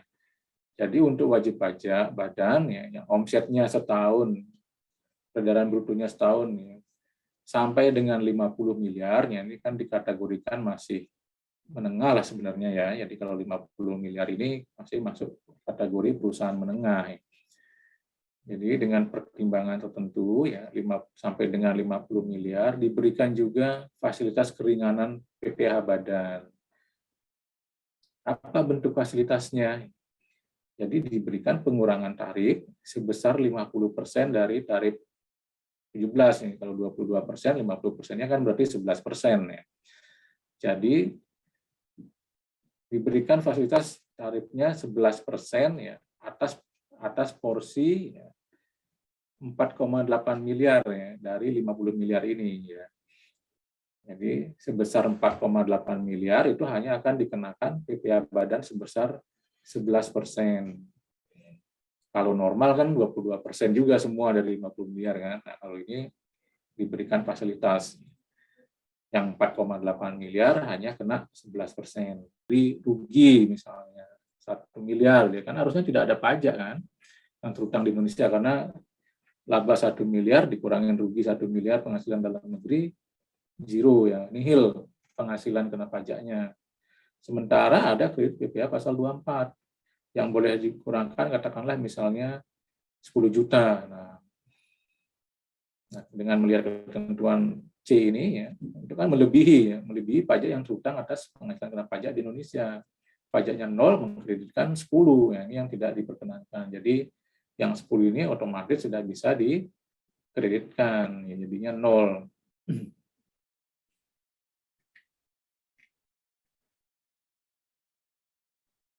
Nah, baik, setelah Bapak Ibu tadi mendapatkan jumlah PPh terutang, kemudian juga mendapatkan kredit pajaknya, ya, hasil akhirnya penjumlahnya adalah lebih apa kurang bayar, gitu ya. Kalau lebih bayar, nah berarti siap-siap, ya, berarti harus direstitusi, ya kan, siap-siap untuk nanti kemudian diperiksa sebelum jumlah lebih bayarnya dikembalikan, ya, benar nggak lebih bayar? Pertanyaannya kan seperti itu. Nah, kalau kurang bayar berarti Bapak Ibu harus melunasi PPh pasal 29 sebelum menyampaikan SPT. Nah, setelah itu dilunasi, baru kemudian ya sambil jalan sebenarnya, ya, sambil paralel, ya, kita sudah siapkan SPT, mulai mengisi ISPT misalnya. Oh ya, kalau ISPT kan kemarin sempat ada pengumuman, ya, bahwa ISPT tidak bisa digunakan lagi. Nah, saya tidak tahu alasannya, tapi yang jelas mungkin terkait dengan banyaknya data mungkin yang harus diperbaiki segala macamnya. Kemudian juga compatibility, ya. Nah, jadi ISPT kemarin sempat di-close, tidak bisa digunakan lagi, tapi dibuka kembali kemarin 15 April ya 2022, ya, oleh DJP. Wajib pajak masih diizinkan menggunakan sampai dengan Sabtu 30 April. 1 Mei-nya baru ditutup kembali, ya. Bagus juga ya Bapak Ibu, ya. Barangkali Bapak Ibu mungkin ya sudah terbiasa menggunakan ISPT, ya, mungkin lebih mudah, paling tidak lebih ya time saving lah katakannya. Kalau misalnya kita isi e-form atau online kan sangat tergantung pada kelancaran internet dan server, ya. Kalau misalnya ngadat, ya yang diisi hilang semua, ya kan, ngulang lagi nggak selesai-selesai. Akhirnya batas waktunya lewat nih. Nah, makanya kemudian ISPT masih diizinkan. Kalau ISPT kan sifatnya offline, ya, jadi kita bisa isi dulu, nanti CSV-nya baru kita upload, ya, upload ke e-filing. Jadi lebih, paling tidak ya untuk kita yang terbiasa mungkin lebih mudah menghindari kendala yang terjadi kalau internet maupun server dari DJP ini aplikasinya ngadat misalnya, atau macet, ya, atau karena crowded, ya, semua orang lapor tanggal 25 atau 26 misalnya, ya, karena mau mudik, ya, jadi semua pada error misalnya, jadi nggak bisa menggunakan. Nah, itu media-media untuk pelaporan SPT tahunan PPh Badan, ya. Kita singgung sedikit mengenai lampiran, ya. Kalau form, ya, saya yakin Bapak Ibu sudah paham, ya, formnya tadi kita sudah jelaskan, ada SPT induk 2 halaman, ya. Terakhir itu dengan pernyataan, ya, siapa yang membuat atau menandatangani SPT. Kemudian ada lampiran 1 berupa penghitungan penghasilan itu fiskal, ya. Ada lampiran 2 yang berisi biaya, ya, HPP dan biaya usaha lainnya. Ada lampiran 3 yang terkait dengan kredit pajak. Ya, kemudian juga lampiran 4 ya, yang harus mencantumkan penghasilan yang dikenakan PPh final maupun yang bukan objek pajak. Ya. Lampiran 5 daftar pengurus dan pemegang saham. Lampiran 6 kalau nggak salah, ya, ini daftar penyertaan modal pada anak usaha, ya, kalau lampiran 6. Lalu ada lampiran khusus, ya. Lampiran 1 itu adalah terkait dengan penyusutan, ya. Kemudian juga ada lampiran 2 adalah terkait dengan ini, ya. Nah, lampiran 3 itu hubungan istimewa, ya. Nah, lampiran 2 saya juga lupa ini. Lampiran 2 adalah terkait dengan, lampiran 3 adalah hubungan istimewa, ya. Kemudian lampiran 4 adalah daftar ini, ya, cabang, ya. Kemudian daftar fasilitas yang diterima. Lampiran 5 baru daftar cabang, ya. Lampiran 6 ini penghitungan PPh pasal 26. Kalau lampiran 2 mungkin kompensasi, ya. Lampiran 2 adalah kompensasi, penghitungan kompensasi kerugian fiskal, ya, yang masih bisa dikompensasikan dari kelupaan, ya. Jangan sampai nggak dibuat ini kalau misalnya ada penghitungan kompensasi kerugian, ya Bapak Ibu. Nah, jadi itu lampiran khususnya. Lampiran khusus diisi kalau memang ya, ada isinya, ada transaksinya. Ya. Terutama mungkin yang perlu ditekankan adalah terkait dengan lampiran khusus 3 ya, 3A, yaitu pernyataan transaksi hubungan istimewa. Jadi kalau perusahaan Bapak Ibu yang melakukan transaksi dengan pihak afiliasi ya, harus melampirkan tadi lampiran khusus 3A, pernyataan transaksi hubungan istimewa. Ya. Kalau melampirkan lampiran 3A berarti harus mempersiapkan dokumen TP ya, transfer pricing documentation, ya, baik berupa dokumen lokal ya, maupun dokumen induk ya, atau country by country reporting ya kalau perusahaan Bapak Ibu memenuhi kriteria PMK 213 ya. Nah, harus memenuhi TP-Doc tadi ya. Yang disampaikan sebagai lampiran SPT hanya istisarnya, jadi TP-Doc-nya sebenarnya tidak perlu dilampirkan pada saat penyampaian SPT, tetapi dianggap sudah ready, sudah ada di Bapak Ibu yang ketika suatu saat diminta berarti harus wajib disampaikan. Jadi itu kelengkapan lampiran untuk lampiran khusus 3A untuk pernyataan hubungan istimewa ya. Harus dilampirkan juga ya, ikhtisar dan surat pernyataan ya, ikhtisar dan pernyataan mengenai ya, ketersediaan TP-Doc. Nah, lalu berikutnya adalah ya selain tadi ada induk, ada lampiran wajib sampai 6, ada lampiran khusus ya, sampai 8 ya tadi ya, terakhir adalah transkrip dari lampiran 8-nya ya. Lalu ada dokumen-dokumen yang diminta untuk dilampirkan sebagai pendukung laporan SPT. Yang pertama tentu harus melampirkan laporan keuangan ya, laporan keuangan. Kalau yang sudah diaudit berarti harus melaporkan laporan keuangan audit. Kalau laporannya menyatakan SPT-nya menyatakan laporan diaudit tetapi tidak melampirkan laporan keuangan audit, maka dianggap SPT tidak lengkap ya. Kemudian harus menyampaikan daftar nominatif atas pengeluaran biaya promosi. Kalau memang ada biaya promosi. Kemudian entertainment juga sama ya.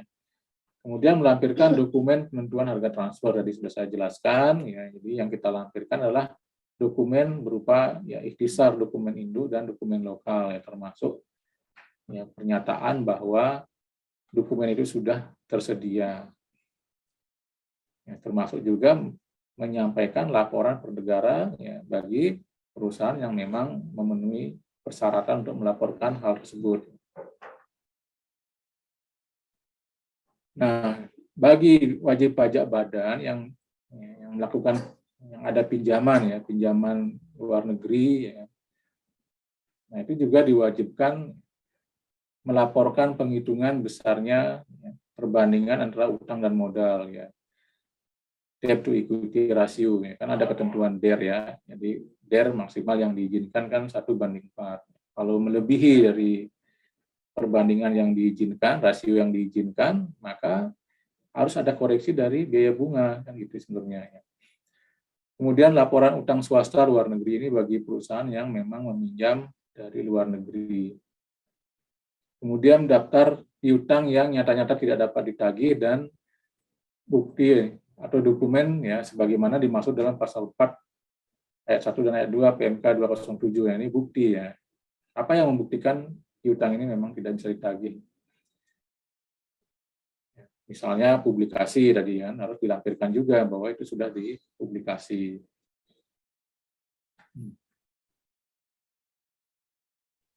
Nah, kemudian untuk wajib pajak dalam negeri ya yang mengkreditkan pajak penghasilan tadi yang dibayar di luar negeri ya tentu juga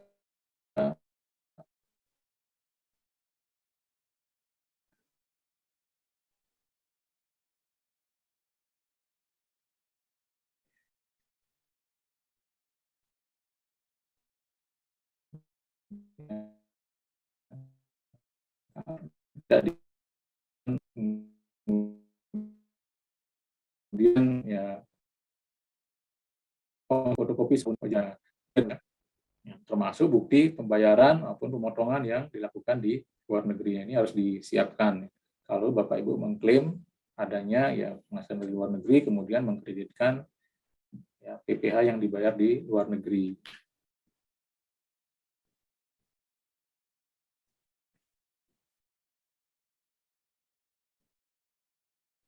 Nah, untuk BUT, ya, saya singgung sedikit untuk yang BUT. Nah, kalau BUT kan ada kewajiban PPh pasal 26 ayat 4. 26 ayat 4 yaitu kalau misalnya ditransfer ya laba setelah pajak di Indonesia ke luar negeri ke induknya, maka kena PPh pasal 26 ayat 4 20% ya, branch profit tax yang namanya ya.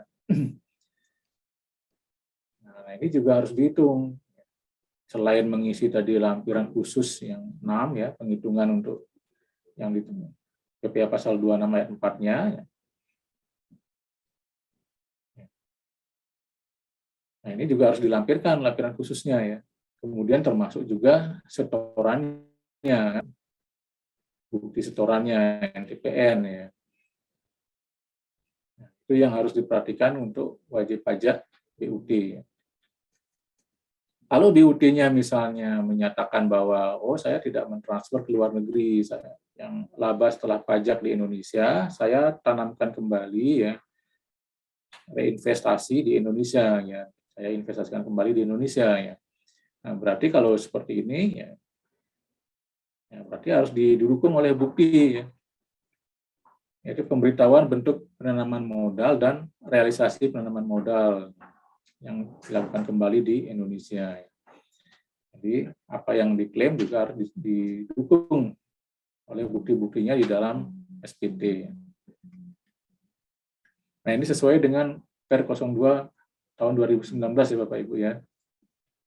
Nah, untuk perusahaan yang bergerak di bidang oil and gas ya, kalau oil and gas ini kan bentuk SPT-nya ya spesifik ya. Sebenarnya bentuk SPT-nya sama ya, karena SPT-nya tidak mengakomodasi ya. Karena SPT ini kan bersifat umum bentuknya form 1771 ya. Jadi tidak spesifik khusus untuk oil and gas. Karena dia tidak spesifik untuk oil and gas, maka tidak mengakomodasi kelaziman pelaporan keuangan yang terjadi di industri hulu minyak dan gas bumi. Ya. Makanya ketika melaporkan SPT, ya, perusahaan ya industri hulu minyak dan gas bumi ini ya memiliki lampiran khusus tersendiri ya, yang dinamakan sebagai lampiran khusus penghitungan PPh migas ya. Selain lampiran khusus PPh migas, juga dipersyaratkan melampirkan FQR, ya. Financial Quarterly Report, ya. Jadi untuk ya, sebagai pendukung SPT yang disampaikan, ya. Jadi FQR ini kan seperti laporan keuangan lah, tapi khusus untuk oil and gas. Ya. Kemudian juga kalau ada pembayaran PPh migas tiap bulan, ya itu juga harus dilampirkan. Pembayaran ini kan sifatnya kan PNBP ya semua kan. Pembayarannya memang tidak langsung ke DJP, tetapi masuk akunnya di PNBP. Tapi bukti pembayarannya yang kita biasanya laporkan ya ke SKK migas segala macam itu harus dilampirkan juga ketika menyampaikan SPT tahunan. Nah, bagi perusahaan yang tadi masuk bursa yang melakukan klaim ya, penurunan tarif yang mendapat fasilitas tarif lebih rendah 3%, perusahaan masuk bursa ya, harus menyampaikan surat keterangan dari Biro Administrasi Efek ya, atau laporan kegiatan operasional tahunan emiten ya, dan perusahaan publik yang menyelenggarakan administrasi efek sendiri. Ini harus disampaikan sebagai bukti bahwa perusahaan masuk bursa tersebut berhak mendapatkan fasilitas PPh tadi hanya 19%.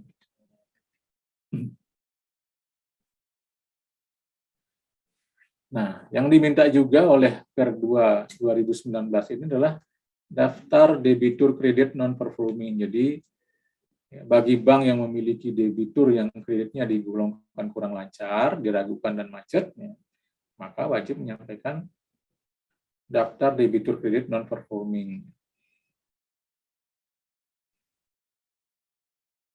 Jadi nanti daftar debiturnya ini dilengkapi dengan ya, jumlah bunga yang terutang secara accrual basis yang belum diakui sebagai penghasilan pada tanggal laporan keuangan.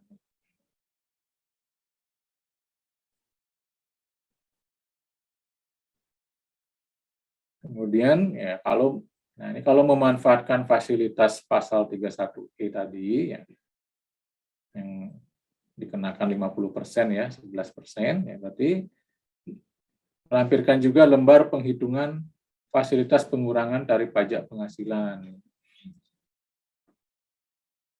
Nah, yang terakhir mungkin lebih cocok untuk orang pribadi ya, atau ya kalau misalnya memang ada sumbangan ya mungkin bisa juga dilampirkan dokumen yang membuktikan pembayaran sumbangan yang bisa dikurangkan, termasuk sumbangan yang COVID tadi. Bapak Ibu harus melampirkan ya bukti ya setoran atau pembayaran atau penerimaan sumbangan oleh lembaga pengumpulan sumbangan COVID.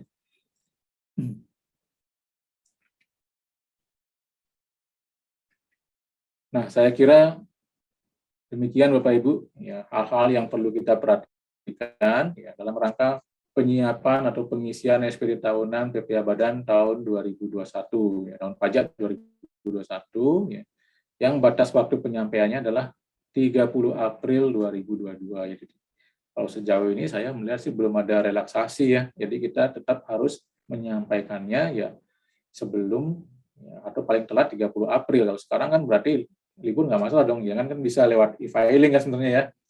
Nah, tapi untuk kemudian kita bersama ya mungkin untuk Bapak Ibu ya mengantisipasi libur panjang ya mungkin sebaiknya bisa kita selesaikan SPT tahunan ini sebelum 30 April atau bahkan mungkin sebelum mudik ya. Ya, jadi demikian Bapak Ibu bahasan yang dapat saya sampaikan pada siang hari ini pada momen ngabuburit ini sambil menunggu jam buka ya.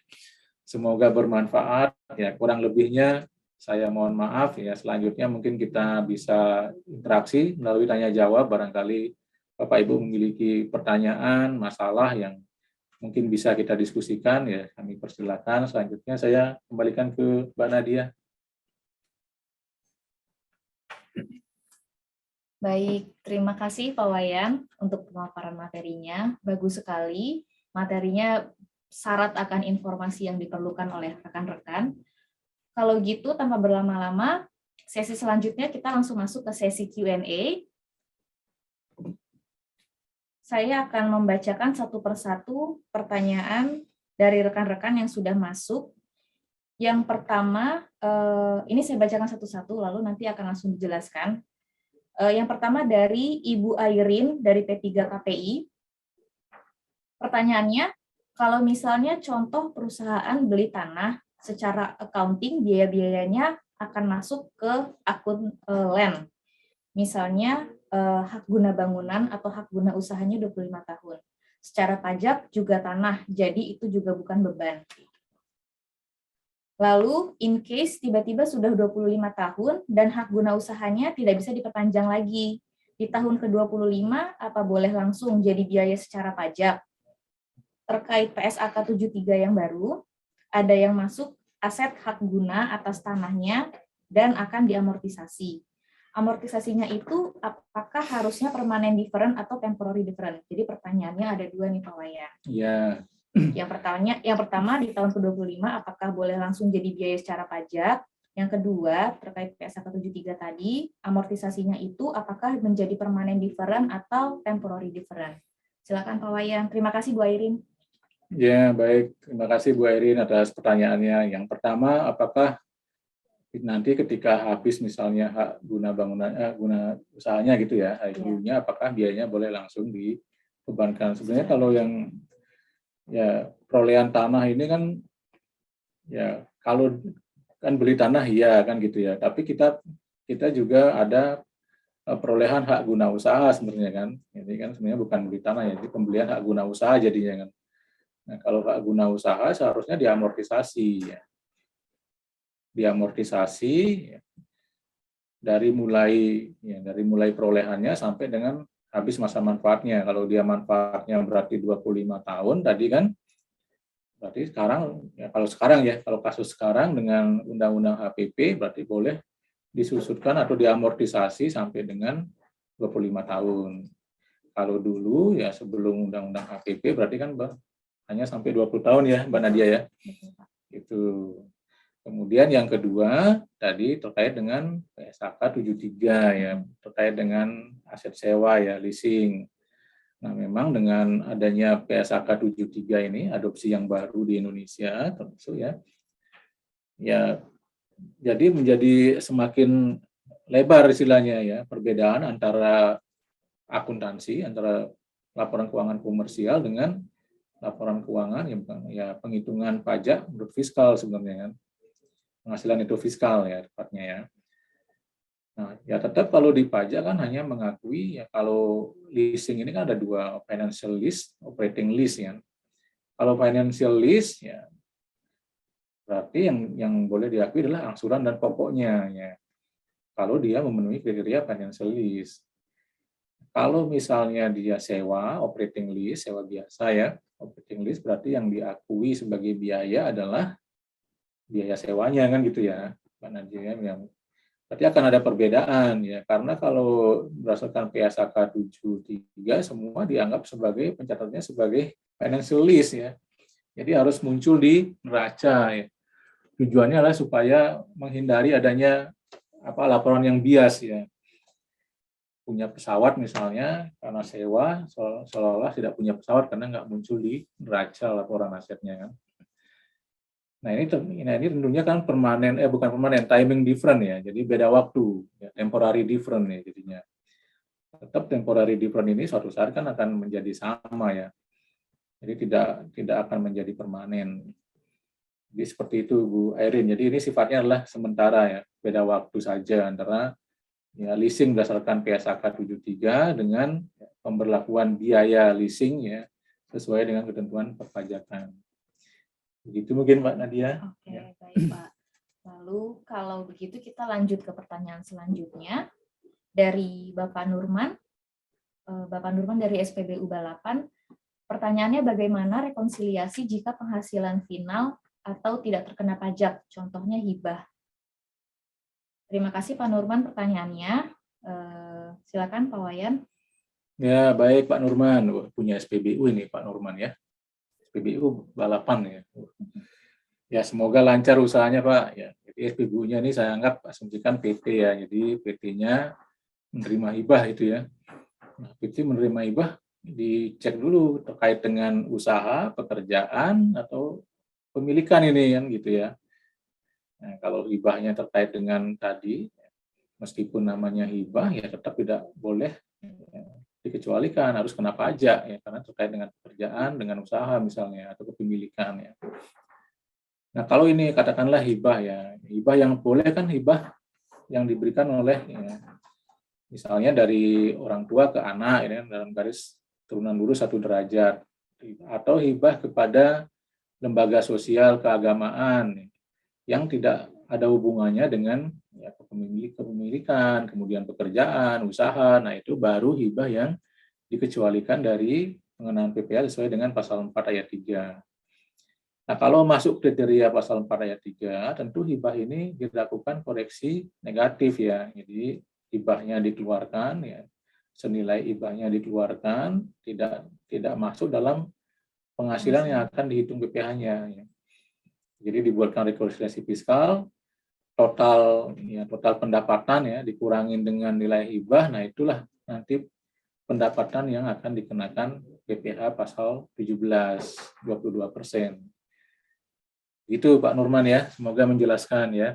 Oke, demikian ya Mbak Nadia. Ya, sekarang kita lanjut ke pertanyaan berikutnya. Ada dari Bapak Riyandi Pratama, dari CV Subur Makmur Sejahtera. Pertanyaannya, perusahaan bergerak di bidang jasa sering mengadakan webinar berbayar. Diakui pendapatan di luar usaha. Pendapatan ini apakah harus dipotong PPN? Apakah jasa seperti ini bisa dilaporkan dengan digunggung? Lalu kalau ya, caranya bagaimana? Mengenai proyek kerjasama pinjam bendera, biaya kerjasama apakah akan dikoreksi fiskal negatif atau langsung diakui biaya kerjasama? Nah, jadi ini kayaknya ada beranak nih Pak pertanyaannya. Ya. Terima kasih Pak Riyandi. Silakan Pak. Pertanyaan beranak cucu, tapi cucunya belum ada untungnya ya. Baik Pak Riyandi, ya, ini pertanyaannya banyak nih, kreatif juga nih Pak Riyandi ya. Pakai pinjam bendera segala ini. Jadi ada perusahaan Pak Ariandi bergerak di bidang jasa, mengadakan webinar berbayar. Nah, apakah menjadi objek PPN? Itu pertanyaannya dulu ya. Kemudian yang kedua, ya bisa nggak digunggung kalau memang dikenakan PPN, gitu kan? Pertama, kalau kita lihat di Undang-Undang PPN, ya ini kita asumsikan sekarang ya, April ya, Pak Ariandi ya, kita jadi patokannya Undang-Undang HPP gitu ya. Nah, kalau sekarang melakukan webinar berbayar, ya kalau kita lihat jasa pendidikan kan termasuk jasa pelatihan profesional ya, pendidikan profesional itu kan sebenarnya jasa yang memang ya menjadi objek PPN tetapi diberikan fasilitas dibebaskan dari pengenaan PPN. Cuma kita perlu menunggu lebih jauh ya. Kriterianya ya detailnya seperti apa jasa pendidikan profesional ini yang dibebaskan dari PPN. Apakah harus mendapat izin sebagai lembaga pelatihan atau tidak perlu? Kalau kita melihat ketentuan sebelumnya, harusnya kan ada izin ya. Ada izin ya, dari instansi yang berwenang bahwa lembaga ini memang menyelenggarakan jasa pelatihan atau jasa pendidikan. Nah, itu baru kalau dulu kan baru dikecualikan sebagai JKP. Nah, kalau sekarang, kalau misalnya ya ini saat ini kan belum keluar ya, berarti kita patokannya harusnya yang sebelumnya ya. Kira-kira kalau dibebaskan PPN berarti usahanya memang mempunyai izin sebagai lembaga yang menyelenggarakan pelatihan. Nah, itu pendapat saya, Pak Ariandi ya. Nah, apakah bisa dilaporkan dengan digunggung ya? Kalau dengan kasus tadi, penjelasan saya tadi, berarti ini kan objek PPN, ya kan? Anggaplah karena tidak punya izin misalnya ya. Lalu apakah bisa dilaporkan dengan digunggung? Ya, digunggung ini kan retail ya. Faktur pajak digunggung ini biasanya kan faktur pajak konsumen akhir. Nah, kalau memang trainingnya ini langsung kepada konsumen akhir umum, ya, berarti boleh digunggung. Tetapi kalau trainingnya kepada institusi, PT misalnya, ya katakanlah melakukan in-house training, berarti kan tidak bisa digunggung ya. Tergantung kepada siapa training ini dijual. Jadi itu jawabannya Pak Riandi ya. Kalau jualnya ke konsumen akhir, berarti boleh digunggung. Nah, mengenai proyek kerjasama pinjam bendera, apakah biaya kerjasama akan dikoreksi fiskal negatif atau langsung diakui biaya kerjasama? Berarti ini sharing profit ya maksudnya ya. Jadi pinjam bendera, sharing profit kan kita bagi.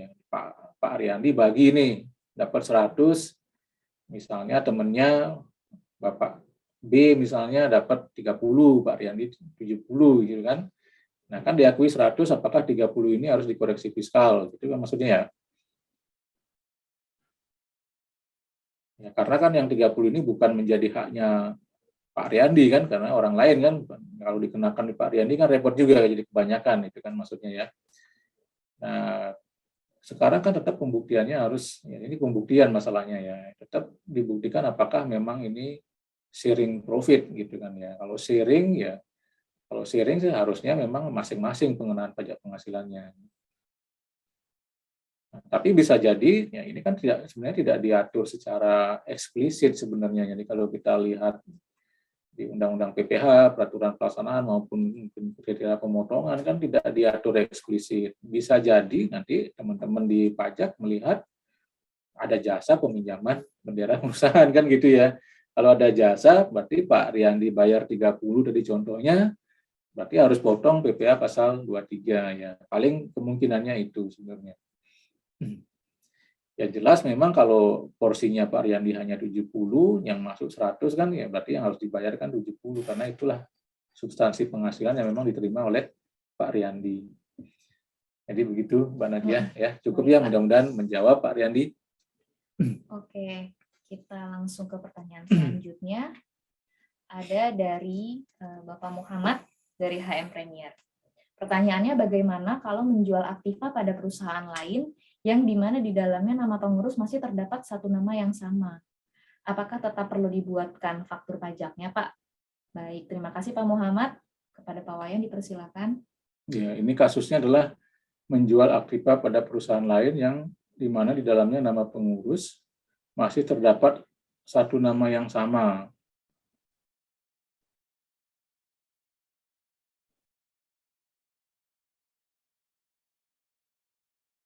Ini maksudnya jelasnya gimana ini Pak? Jadi kita menjual Aktiva kepada perusahaan lain ya. Jadi pengurusnya sama. Tapi pengurusnya masih ada yang sama, satu nama gitu kan. Nah, apakah perlu dibuatkan faktur pajak?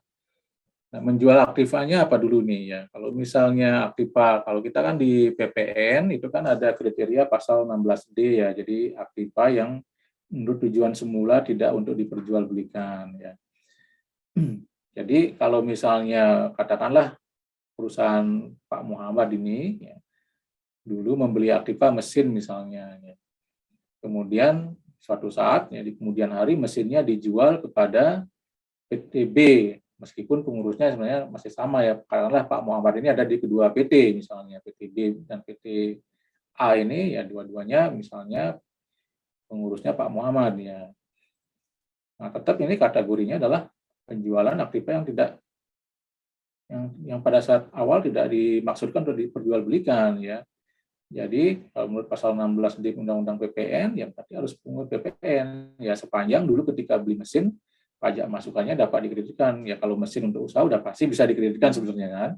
Jadi ketika menjual mesin ini di kemudian hari kepada PTB ya tetap akan dipungut PPN, harus dibuat faktur pajak. Nah, mungkin yang jadi problem adalah bagaimana dengan DPP-nya? Ini kan menjualnya bisa dibilang kan pengurusnya sama ini. Berarti kan ada hubungan istimewa kan sesuai dengan pasal 2 kalau nggak salah Undang-Undang PPN ya.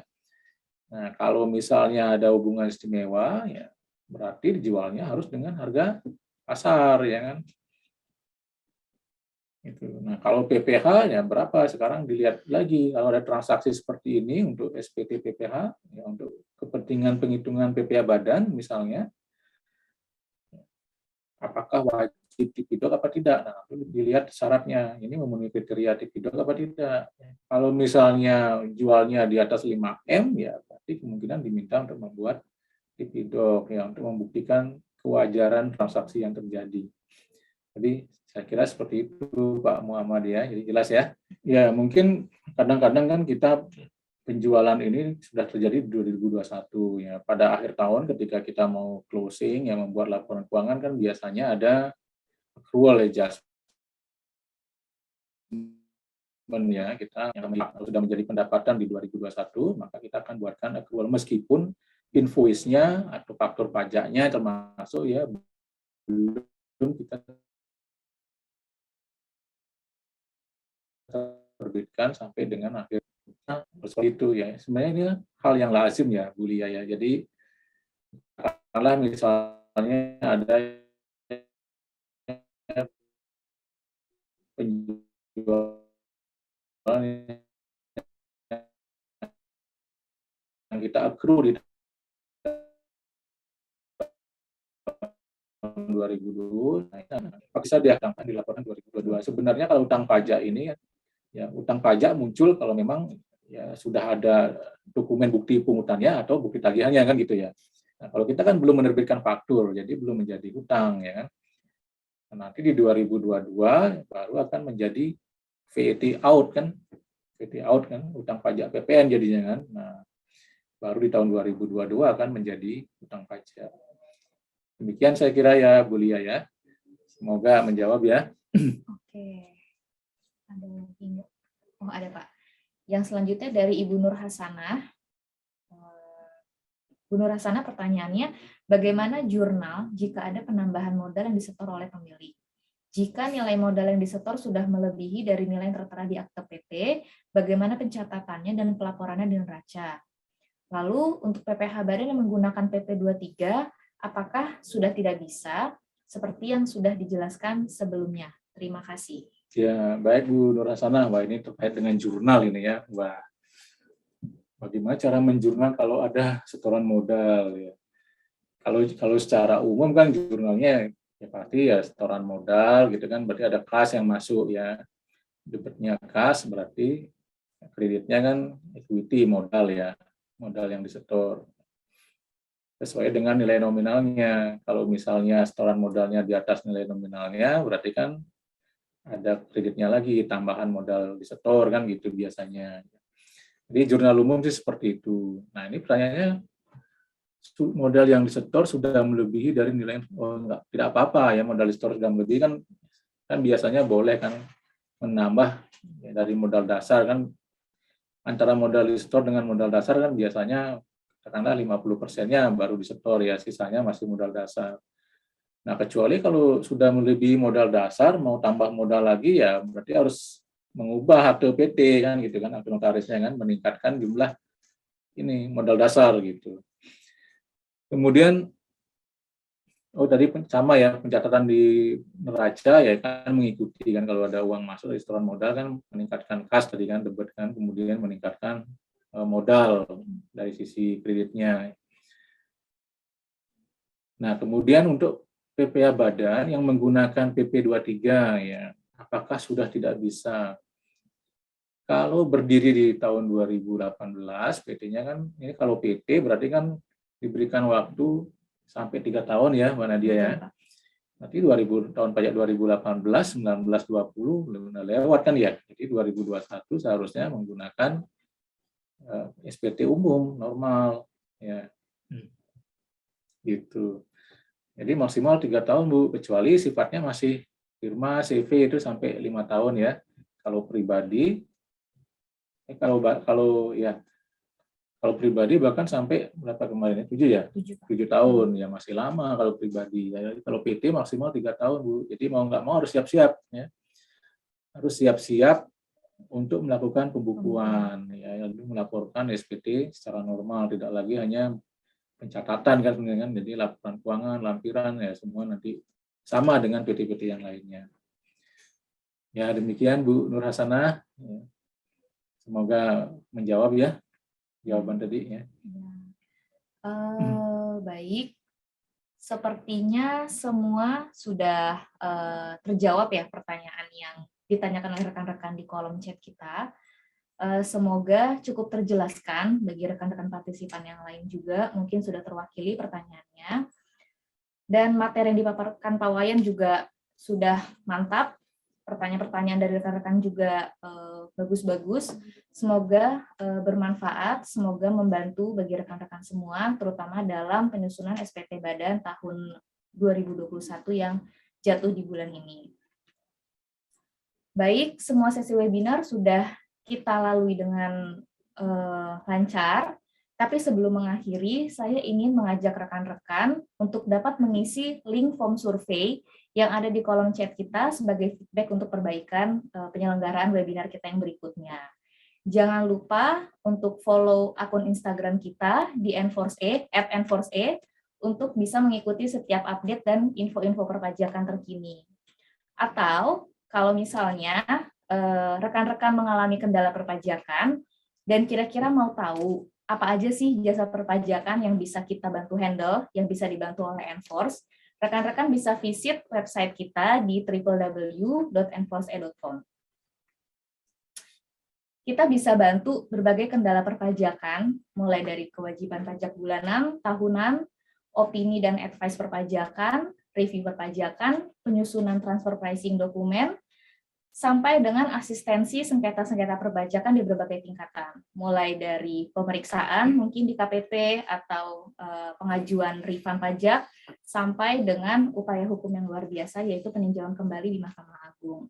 Dan yang terkini, Enforce memberikan juga jasa terbaru yaitu UKM Desk untuk membantu pembukuan dan perpajakan bulanan UMKM dengan sistem one stop solution, yang tentunya akan memudahkan pengusaha UMKM untuk running bisnisnya, sehingga pembukuan perpajakannya bisa diserahkan kepada kita. Untuk informasi dan konsultasi lebih lanjut, rekan-rekan bisa kontak kita melalui channel-channel yang tersedia. Sekali lagi, jangan lupa follow kita di Instagram @enforce_e. Akhir kata, terima kasih rekan-rekan semua atas partisipasi dan antusiasnya pada webinar hari ini. Semoga bermanfaat. Dan tak lupa juga terima kasih Pak Wayan Sama-sama, untuk materinya. Semoga kita bisa jumpa kembali di webinar Enforce berikutnya. Ditunggu informasinya dari kita untuk webinar yang berikutnya. Salam sehat dan tetap semangat. Selamat sore semuanya. Terima kasih. Wassalamualaikum warahmatullahi wabarakatuh. Terima kasih Bapak Ibu. Ya, kalau ada apa-apa silakan menghubungi Mbak Nadia ya, untuk informasi lebih lanjut. Sehat Baik, semua. Pak. Ya. Amin.